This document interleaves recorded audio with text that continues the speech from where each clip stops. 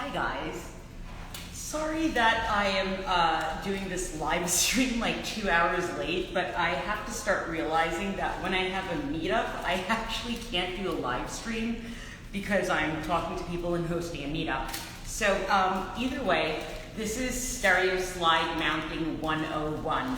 And if you're shooting with any type of stereo film camera, whether you're shooting with a stereo Realist, whether you're shooting with an image tech or perhaps a Rito 3D camera that has a 3-lens option, if you're shooting, actually they don't make mounts for this, but I'm still going to be mounting stuff like this. If you're shooting with a Fuji Cardia, or if you're shooting with a Nimslo or a Nishika 4-lens camera, these are all stereo cameras that were specifically designed for stereography and not for what the modern day translation has been for wiggle gifts. And I am just going to show you a very brief overview of the basics of slide mounting, just to let people know what they're getting into when it comes to film stereography and film slide mounting, for stereo slide mounting. First of all, I just want to take a moment and just talk about really quickly that the advent of digital photography really is only about 15 years old. This is 2020 something, I'm assuming. And before 2020 something, like back in 2010s, that's really when digital cameras actually first came out. Like, nobody had smartphones, nobody had a digital camera. Image making was done, at least photographic image making, was done with film cameras. So the advent of the digital age in digital image making basically took over like wildfire, and basically that's why we have, like, hashtags like film is not dead and blah blah blah. Film is dead. Let me tell you something. Film is a dying medium and it's dead, but we're trying to still keep it alive because there's something to it. The analog format is something that is uncomparable in, at least still in today's digital technologies. The view that you get from a stereo slide format view, just from like a simple like light catching viewer, will rival any VR technology that you have today.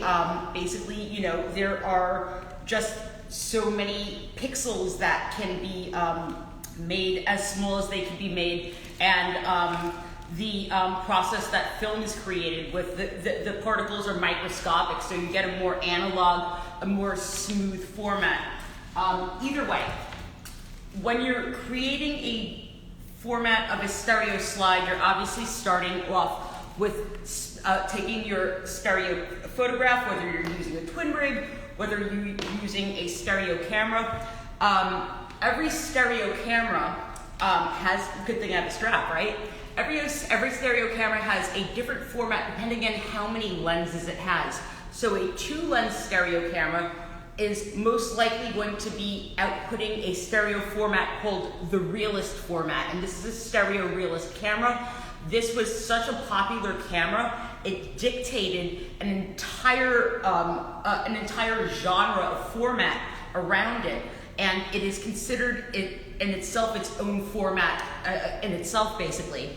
Another format is a 4-frame format, which would be called like the Nimslo or the Nishika uses that 4-frame format.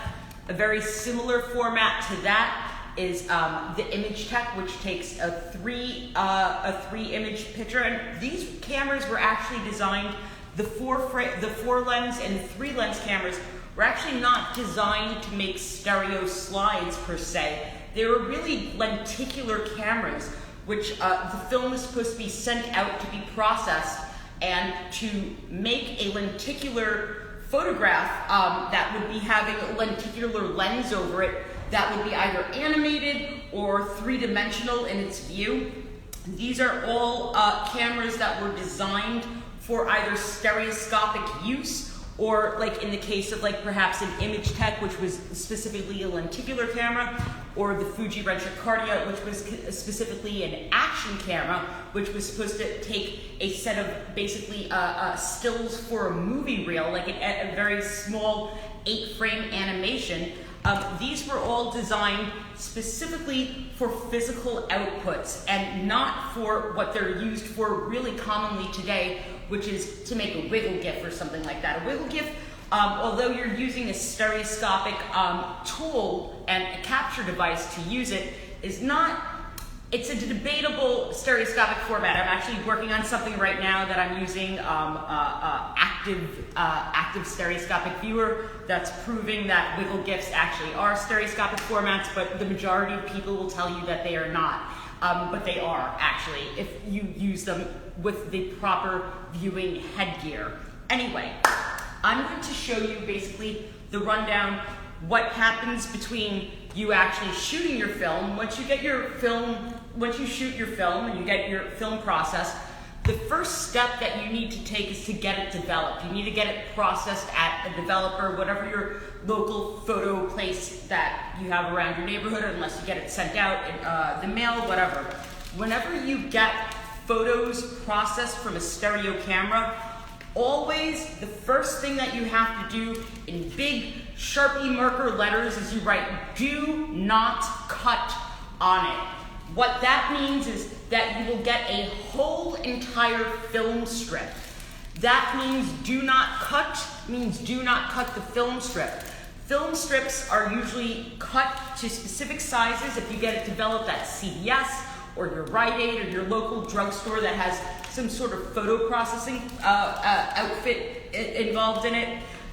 They have regular sizes. They have regular and that's what I mean by format. Format really means, when I say format, when I'm referring to stereography, I'm referring to the format of the frames. And they all take different size frames. A 3-lens camera will take a different size frame than a 2-lens camera or a 4-lens camera. If you want to learn more about that, Alexander Klein, who is, he's either the president or something of the ISU, the secretary, excuse me. He has a very good website, which he has all the formats for all the different types of stereo cameras kind of made out in a nice like vector image, so you can see the different sizes for yourself, and like, you know, you can like judge like what type of like tools and stuff that you'll need. But either way, the first thing that you do whenever you process your film, it's the stereographer's law. You write, "Do not cut" when you hand over your roll of film, because if they cut it to the format of a regular, normal 35mm camera, like landscape or portrait view, you will actually cut into your images. And what we're doing right now is we're actually using the actual film to create what's called stereo slides. And if I had one handy, hold on. So a stereo slide is basically the physical manipulation of cutting out the imagery of the film, and we're going to be making stereo slides themselves. I'm not going to be getting into actually cutting out the film and making a slide. I mean, I'll show you and stuff like that, but I'm going to show you really what your options are and what you're getting into.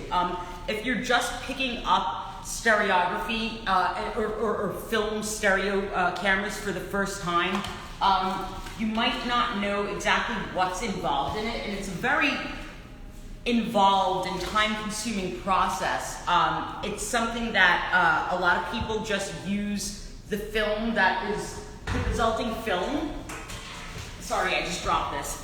The resulting film that you usually get for the second step after you process it, when you get your do not cut roll of film processed, and it's going to be a long-ass strip like this, is that they scan it and then they digitize it, and then with that you can make a wiggle GIF, you can make a stereo pair, you can make an anaglyph, you can make whatever type of stereoscopic format you want.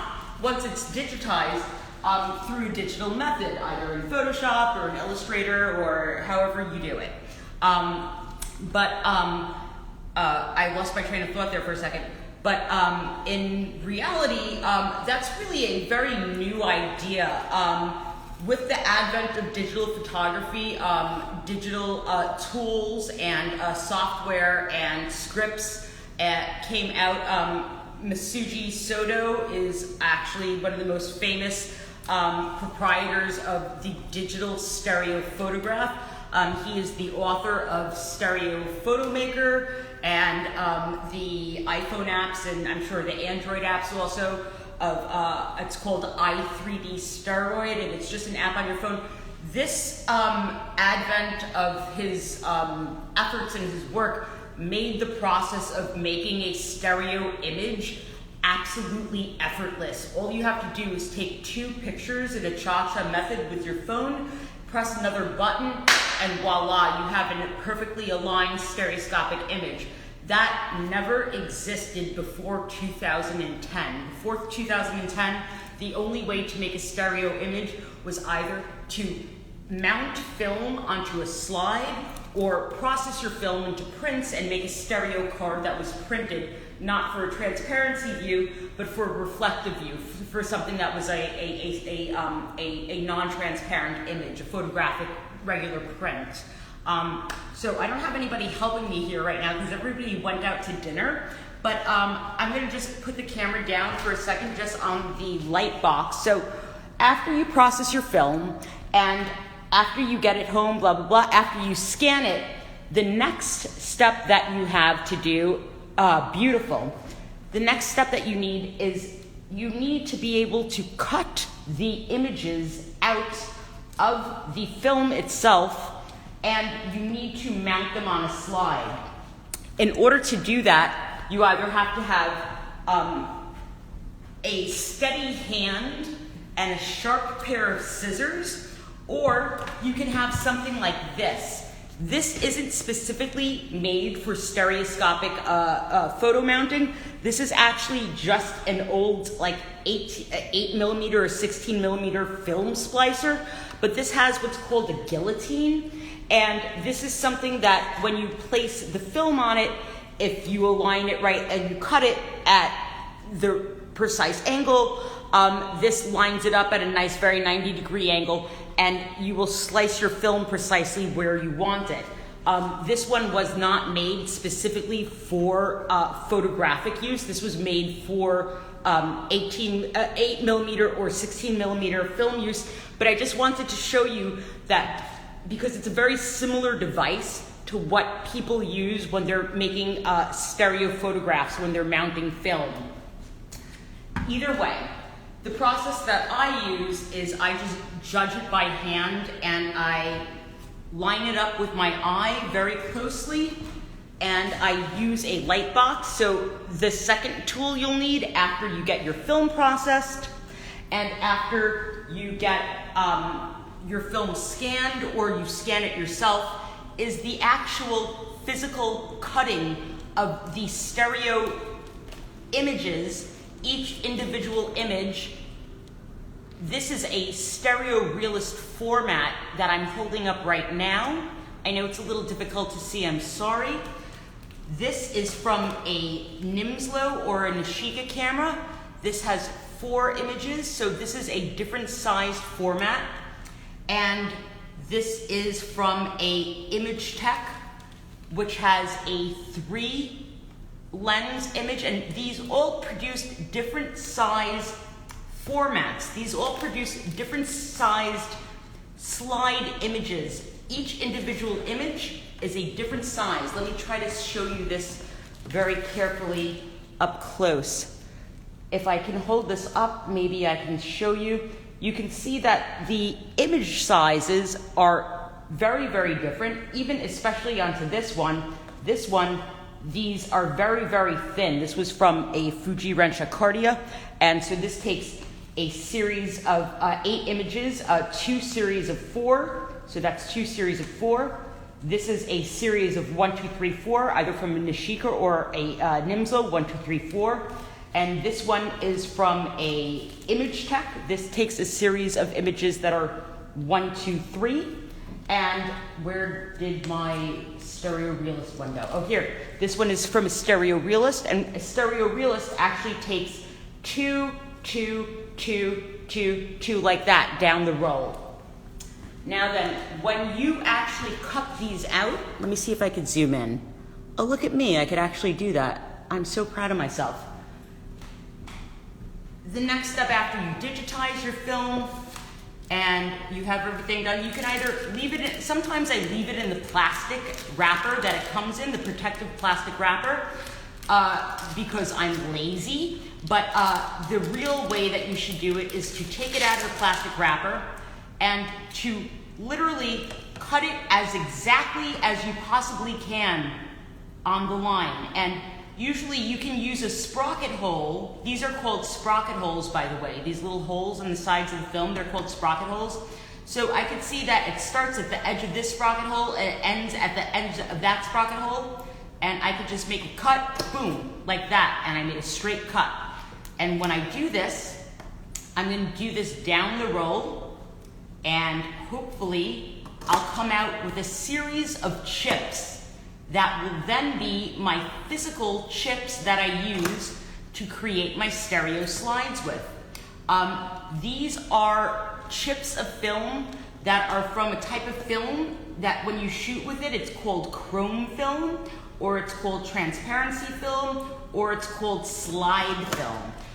There are other types of films available that are called positive film or negative film. Those types of film will actually give you a regular looking negative, and I'll show you what a regular looking negative is real quick.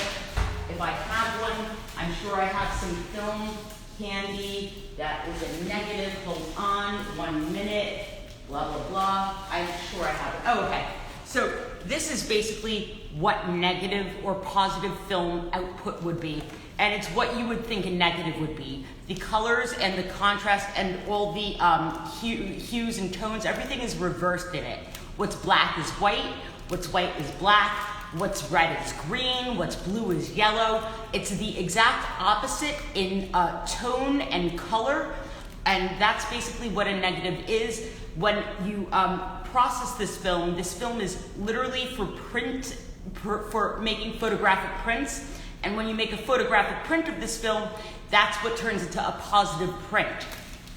Chrome film or slide film is something that when it gets developed is already in the proper colors and it's already in the proper tone. And that is something that, sorry, I just had to concentrate for a second. That is something that you need to be aware of when you are choosing your film for your stereo camera. Now then, if you cut these, you can notice that I'm not cutting these 100% straight. That's okay. You do want to cut them as straight as you possibly can, but it's okay if you have a little bit of a leeway to it, depending on what your end usage is for. I'm going to get into that in a second, right after I cut just a series of chips. I'm going to put my chips over here for my stereo realist format slides, and I'm going to start cutting right now a 4-frame film strip. This is from either my Nishika or my Nimslo. Now then, when you make a physical format, after you digitize it, the only copy available is the digital format. When you create a stereoscopic image with a 4-lensed camera, like a Nimslo or a Nishika, one of the nice things about that is you get 2 sets of stereo images. When you make a stereo slide, you only end up with 1 slide because you only have 1 set of stereo film chips for each image that you produce. When you capture a stereo image with a Nishika or a Nimslo or any other 4-lens camera, you actually end up with 4 images that can be used for 2 sets of stereo slides. And that's a very nice thing because then you can have a second stereo slide from the same exact photo that you took only 1 time. I'm only going to make that 1 set of images for this one, and I'm going to use just this set of images for the stereo realists that I'm going to show you. And hold on. So that's the second, oops, sorry, I'm zooming out, not zooming in, my bad. So that's the second step that you have to take, is actually cutting out with a scissor, or what I showed you with a film guillotine with a splicer.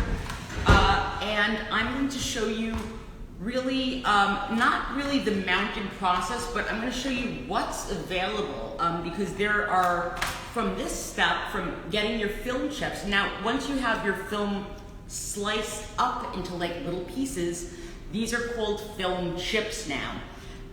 And that's what they are, they're little film chips. And these, I'm going to turn up the light for a second. Hold on a second, 1 minute. Sorry, I'm by myself. Oh, maybe I'll just turn off my light box. Hold on. Does that help? Oh, I don't think that helps that much. Anyway, once you have your film chips cut out and just set up, by the way, when you do your film chips, it's always nice to have like some sort of organizing trays to keep them organized so that they don't get lost in the mix of like whatever your table is. Either way, the Realist size chips are really the standard size that they make. There are all different sizes of stereo mounts. I'm going to show you some of these sizes right now. I'm going to move these film chips up here. And I'm going to show you them on this tabletop right here, I think. I think that'll be okay. Okay, very good. So this is a Realist, is this a Realist size chip? This is a Realist size mount. This takes oh, that's not even really an image in there. There are different size mounts for different size chips. As I said before, you can just see the difference right now. This is a stereo Realist chip, and this is a chip from a Nishika, let's say, right? This is a lot thinner than this chip. This has a thickness that is counted in perforations. The perforation is basically these little tiny holes, these little tiny sprocket holes. That's what's called perfs. It's spelled P-E-R-F. And this would be a 1, 2, 3, 4 perf chip, right? A Realist size is a 5 perf chip, which is 1, 2, 3, 4, 5 perfs. That's how you measure stereo slide mounts. Stereo slide mounts are usually measured in perfs, or that's short for perforation. And as you can see right now, I'm just going to be placing these down on the table. This is much wider than this. This is actually a 7 perf mount. This is something that is for a landscape style stereo Realist format. A camera that is called RBT manufactures a camera that takes a 7 perf Realist style format. These are just different size mounts that are labeled that I got, that I keep. These are something that I just keep like this. These basically are all different size mounts that you can use in order to create your stereo slides. So depending on what camera you're using in the first place, whether you're using a Nishika, whether you're using a stereo Realist, this has to dictate what size mount that you will be purchasing for your stereo slide making.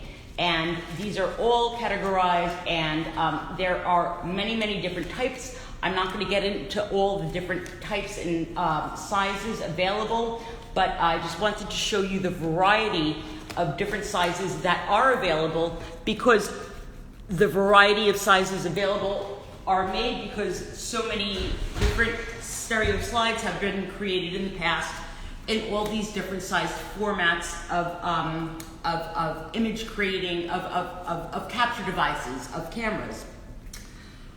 I'm going to get into right now the types of, so that's just the sizes that exist. That was just a variety. I know there are different types of mounts, but these are just the sizes. This is obviously a much larger size and a much different landscape. These are both landscapes. This is something that is a Realist size versus a landscape size. These are all just different size mounts that are created for different size camera output formats. Now then, I'm going to show you right now basically the different styles of stereo mounts that exist for creating stereo slides. I'll start off first with the cardboard mounts. These are a variety of cardboard mounts. They all operate in different ways. First of all, this is a self-sticking mount. So basically when you mount a slide with a self-stick mount, it's basically made for ease of use. Oh, by the way, everything that I'm doing right now, entirely in this whole presentation, is only for a handheld viewing device, either a light catching viewer or a battery operated lighting up viewer. Either one of these types of viewers, this is the only type of mounting process that is good for a handheld viewer. If you're doing something that is projected on a wall, and when you're a stereographer, most likely you go to stereoscopic conferences, and most likely at stereoscopic conferences, they project big stereoscopic images on the wall for everybody to see and on a big screen. And that's when you have to mount in a very, very, very specifically different style that I'm going to show you right now. What I'm showing you right now is like the casual style. It's something that is only applicable for like handheld stereo viewers, because when you're looking at an image that's, you know, an inch high and perhaps an inch wide, it's a different experience and a technically and a physically different output than if you're looking at an image that's like, let's say, 60 inches high. That's when you see all the alignment issues and all the mistakes and everything that's wrong with it. That's when that comes into play very, very, very much. And when you mount for projection, that's when you mount in a very specific type of mounting process called the RBT, which is an entirely different brand. What I'm showing you right now is only for handheld viewing devices, or perhaps a group viewer like a stereo royale where you'd use a polarized pair of glasses. But either way, these are the cardboard mount options. Oh, excuse me, I took the wrong one. So cardboard slides come in a variety of different slides. First of all, this is a self-stick one. So what you would do is basically you peel off this backing, and it has sticking, like, you know, sticky paper on it, and you line up your chips. If you see right there, this is a piece of cardboard that is on top of another piece of cardboard. So it gives you an area where you can really stick a film chip very comfortably. And when you, first of all, you don't do it with the stick on, you kind of just pull it down just a little tiny bit, and you get a pair of your film chips that are correct, and you kind of just eyeball them. You have to make sure that they're either in parallel view or in cross view. This one is in cross view, so I have to make it parallel view. Whenever you're mounting your slides, you're mounting them for parallel viewing. You're never mounting for cross viewing.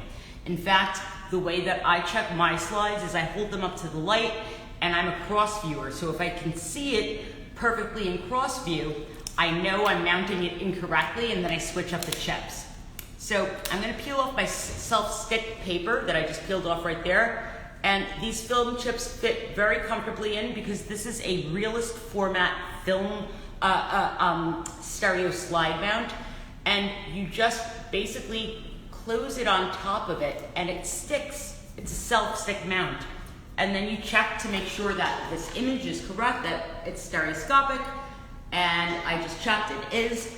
So that's a self-stick mount with a pair of stereo Realist film chips. And that was easy enough, right? There's another type of mount which is called a slip-in mount. And a slip-in mount can be cardboard, it could be aluminum, it could be plastic, but more often than not, it's a cardboard mount. And it has these two holes in the bottom. And again, I'm going to take a pair of stereo Realist image chips.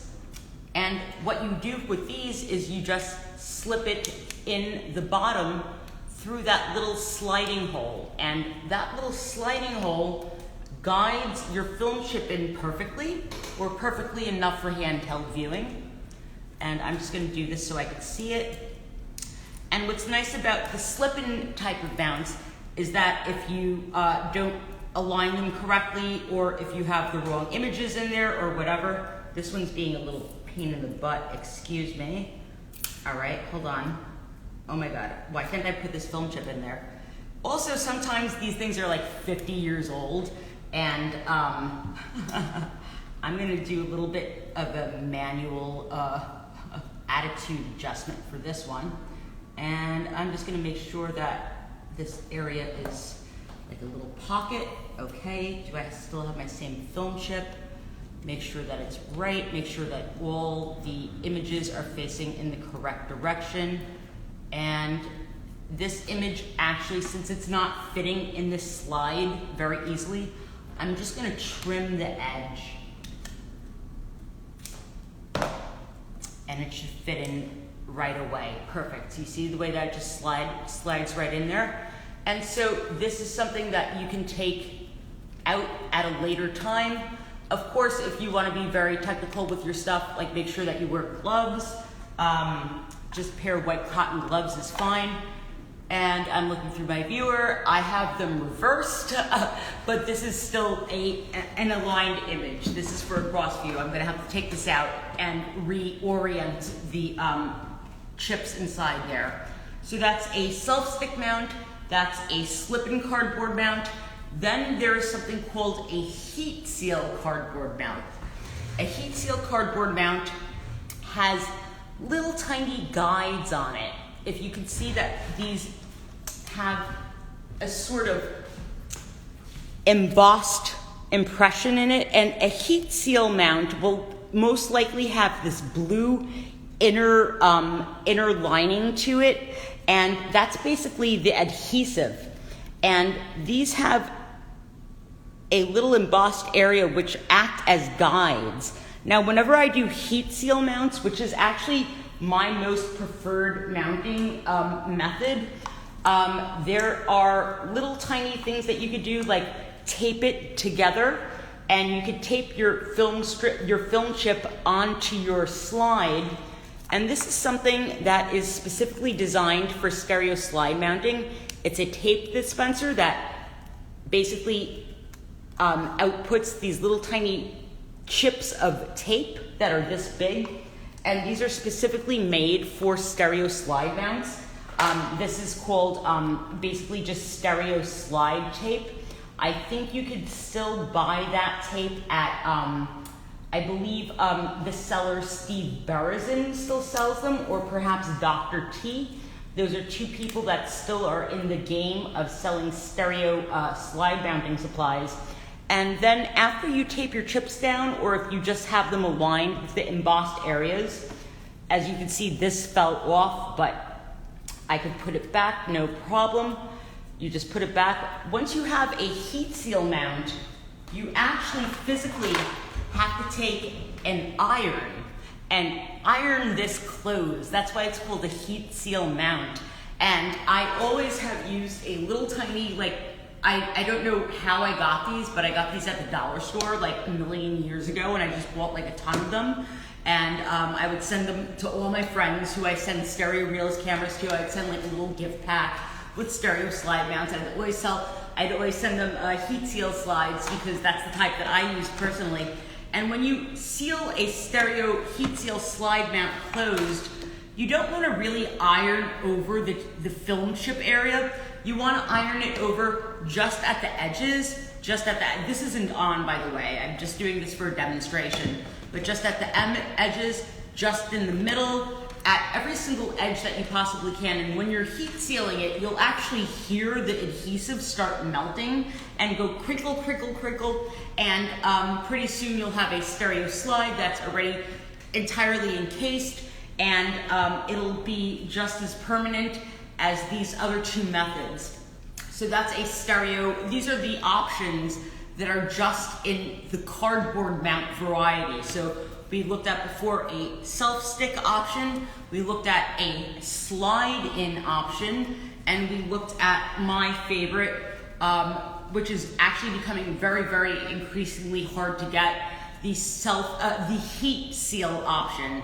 And by the way, don't everybody go out buying all my heat seal mounts because I need them.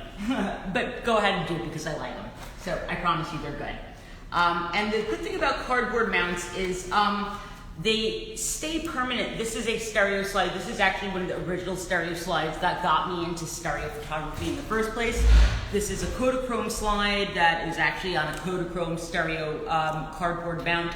And this has stayed intact for 1954, like however many years ago 1954 would be, like maybe 70 years ago or something like that.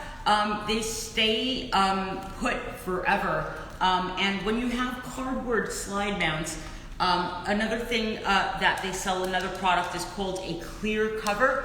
And this is just a clear piece of plastic. And when you have your stereo slide mounted, you take it and you put it in this like little clear sleeve, and it keeps it protected from dust and scratches and like getting dirty and things spilling on it, etc., etc. Another tool that might be very handy for you to have is a little tiny brush. This is something that is an air blower. Can you see that? So it blows off dust so you don't have to wipe anything and touch the film chips physically. And it also has a little brush, so you can brush off little hairs, you can blow off dust, and once you get your stereo slide nice and clean, that's when you put it inside the little plastic sleeve that I just showed you. Anyway, so those are some cardboard mount options. Then there are other options. This is an aluminum mount, and this is a mount that is not the same size as the Realist mount. You can see it's a much smaller window. So the Realist mount would be for the stereo Realist camera, like I showed you above, like that would be this one. And this mount, this smaller mount, this is called a half frame mount, and that's for Nishika size or Nimslo size, or even Image Tech size. The Image Tech size might be a little tiny bit, like a 0.5 millimeter wider than a 4-frame Nishika size, which is also called half frame, like I just said. But you can use the same mounts for them. And these, if I just didn't, let me put on my light box again, because I'm going to be cutting a film strip. Let me get out, what did I just do with all my film strips? Oh my gosh. Oh no. Okay, here we go. So I'm going to cut out this area right here. I'm going to be cutting this picture out. Now then, when you're mounting a Nishika or a Nimslo film strip, you're going to get 4 images. That's 2 sets of stereo pairs. You can actually judge how hyper or how, not really hyper, but how regular, I guess, you want your stereo image to be, deciding on which chip will be your left view and which chip will be your right view. So depending on how large of a amount of depth I want to have, if I use these two, the amount of depth would be minimal compared to if I used these two or if I used the first and the fourth. But what I'm going to do is I'm going to use the first and the third and the second and the fourth to make my stereo image pairs with this aluminum slide mount. The aluminum slide mounts, let me just show you up close. The aluminum slide mounts have a channel in them that isn't very obvious, but I'm going to just bend one for a second so you can see it. This has basically a channel built into it, so it's just folded. It's a very thin piece of aluminum that's folded, and the stereo chip will slide right into this. So when I'm making my stereo slide and I'm choosing this chip and this chip, or this chip, or whichever 2 chips I choose, I'll slide them in, and then I'll crimp it closed afterwards. And once this is crimped closed, it'll hold the image in place indefinitely. I know people who have aluminum mounted slides I just lost my scissors. Oh, here they are. I know people that have aluminum mounted slides for like that. They're mounted for like, 70 years and they haven't moved once. So these are all semi-permanent, but very permanent as long as you take good care of them. And let me tell you something, I'm a person that goes out to a lot of parties, or at least I used to. And when I would go out to parties, I would always bring a stereo camera. I was that weird girl with the stereo camera. Always at parties taking 3D pictures. People never even saw the pictures afterwards because how would I show it to them? And I have been taking stereo photos out like this to parties for ages and ages and getting drinks spilled on them and all sorts of stuff. And they're pretty resilient.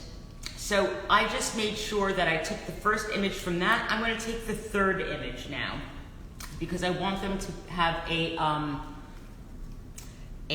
pretty, first of all, I want the two images to be, the stereo images to be kind of identical. So using the first and the third chip and the second and the fourth chip will give me very identical results. But if you wanted to make something more of a hyper, you can use the first and the fourth chip or the first and the third chip. And that's basically how you mount with a stereo mount with, that's an aluminum mount, excuse me.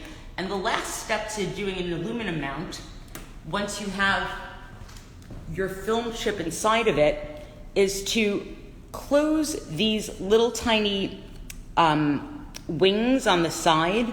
So wherever you have your film chip loaded in, I just lost the side. Oh, so my film chip was loaded in this way, so I'm going to close it in this direction. And this is the part where it's nice to have something like a straight edge or a ruler. So I have a ruler right here, and I'm just going to go on my table right now, and I'm going to just fold this edge over this, over the edge of the ruler so that it's nice and straight, right? And that holds your film chip in. And after you do this, you can of course do the same thing where you put a plastic cover on it to make sure that it doesn't get exposed to the elements or your natural party life, whatever you do. And now let me check the slide. I didn't even check to make sure that it was mounted correctly. It might be reverse mounted. Actually, no, this is actually fine. This is parallel mounted, so that came out very good. So that's how you use an aluminum mount, and this aluminum mount was specifically made for the Nimslo and Nishika format, not for a stereo realist format. There's another type of material that a lot of stereo mounts are made of. So we went through cardboard mounts, we went through an aluminum mount. Now I'm going to work onto plastic mounts. And plastic mounts come in a variety of plastic mounts. This is a plastic mount specifically made for an entirely different style, an entirely different camera. This specific mount was made for a, oh my God, I'm forgetting the name of the camera. This specific mount was made for a duplex, which is actually a 120 film. It's a medium format camera. It takes medium format film, but instead of taking medium format film is basically, this is 35 millimeter, medium format is about this wide, but instead of taking it alongside, it takes a stereo pair down and it runs a length of 120 film downward, so it takes a stereo pair along the width. And the format for a duplex is very similar to the format for a stereo realist. It's a very square format. So this is a very rare mount. I actually am very choosy of what I mount my duplex slides with. But that's an example of a plastic mount. This is a Holga mount, and this came with like I think a Holga 120 camera. I forget which type of camera this came with. And this is something that you just kind of, it has an edge to it, and you kind of just pull it apart with your hands. And again, you take your film chip and you put it in, and when you put it in, you just have to kind of align it. You can kind of tape it. And again, you just snap it closed on top of it once the film chip is in place, and it will stay there permanently, and you'll hear it snap. I'm not hearing this one snap, but it's still in there. I can still see it. That's a Holda mount for that. There were, of course, a lot of branded, Realist formatted stereo slides, like third-party makers and stuff like that. This was something that you would send away, like if you ever saw old wedding pictures. This is a, I think this is a Realist brand. No, this is called a Plasticide brand. And basically, it's something that you put your 2 Realist chips in. I'm going to just take these out of this. I'm going to pop this out, if I can open it up, because I don't have another set of Realist chips just lying around. And that's what's nice about a cardboard mount, is that you could just rip it open and take out the film chip inside and remount it if you want. It's a very easy format to rip open, and especially if you want to scan something later, you could just pop it out and do that.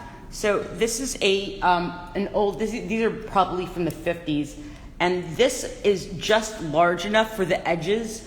You can feel the edge of the chip. It can't move up and down more. It's designed exactly the same exact length up and down of the film chip, of the 35 millimeter slice of film. And this one, all you do is snap it closed, and once you snap it closed, you have a stereo Realist slide that is a Realist format mount. And there are other types of mounts that you can have. This one is actually for a pair of regular regular photo slides, not stereo slides. So these would be a regular 35 millimeter camera of any type, and there would be 2 individual slides. That slide, if you could see that this has like a little channel in it, this would hold a cardboard slide of whatever side, and it basically is a holder for 2 35 millimeter slides that you would use as a twin rig, or if you did cha-cha method. And this is a stereo slide holder that's just another plastic option. And of course, then there is the famous RBT plastic mounts, and that is something that I need to have a separate, an entirely separate show on. RBT mounts are not like regular mounts. They're not like any other type of stereo mount. RBT mounts have an internal architecture that are designed to align the film chips very precisely. And these are used for specifically, not only specifically, but they are specifically used for projection of stereo slides. This is just a box of what's called, I actually don't know what these are called. I just call these like plastic RBT mounting sticks.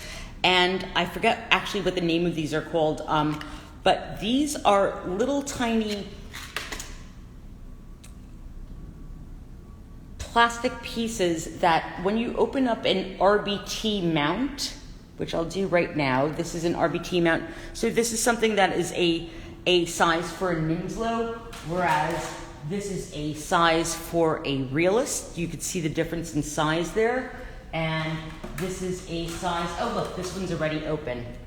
This is a size for a 7-perf, for an RBT 7-perf landscape slide. And what they have is an internal architecture where these little tiny sticks actually can align the film chips very exactly and very precisely. And they need an entirely separate show of their own to examine and really explore what the actual mounting options are for them. But they're also a type of plastic mount. If you ever get a RBT branded mount, it won't have anything that says RBT on it. They're plain plastic. They usually have a white side and a black side, which is again for very specific usages. Like, you know, if you were going to be projecting something, you'd want the white side facing the light because the light is hot, so it won't absorb any heat. If you're looking at this from a viewer, you'd want the black side facing you because you don't want any light pollution to hit your eye as you're looking at it through a handheld viewer. And so there's a lot of thought and a lot of really like pre-design that goes into the RBT slides. Another type of mount or a stereo slide accessory, I want to say, not really a mount, although I have used these for mounts. These are actually for correcting projection issues. These are different sized circular areas basically that are in this same aspect ratio of where a stereo slide would be mounted. And these actually are kind of nice for masking different alignment issues and stuff like that. It's just really nice to have a circular frame sometimes instead of a rectangular one or a square one, which is nice. But then sometimes you'll even get something like this, and it took me a second. I didn't even know what the hell this was for. What the hell is this for? This is actually for keystoning, for when you get a keystone projection issue with your projector, and you correct the keystoning with this keystone type of cutout right here, which is absolutely fascinating. And this one is even more of a oval type of like eye shaped. I actually don't know what it's for specifically, but this one is also something that is for specifically correcting projection. But this is something that could be also used as a mask for a stereo slide. So another thing about the RBT slides is that they all came with these very, very thin, paper thin pieces of plastic. These are actually masks. So if I had a stereo Realist slide holder that I wanted to make smaller for an area, let's say if I wanted to mount a NIMSLO, an area like that to be masked off would make all the difference whether the light would be entering from the side of a film chip that is this thin as compared to a film chip that is this thick. You can see the differences in the size and how I told you before, how you count the perforations. That's how you basically judge that. And these are masks that are light proof, so light doesn't get through this at all, and it's this thin. So these are another accessory that came with RBT slide mounts that are very, very specialized and very specific to RBT. You could of course use them and incorporate them with like a cardboard mount or any other type of mount, but they're really used to mask for the RBT system. So that's a entirely different type of program that I'm gonna have. But I hope that shows you basically kind of the basics of what goes into making slides.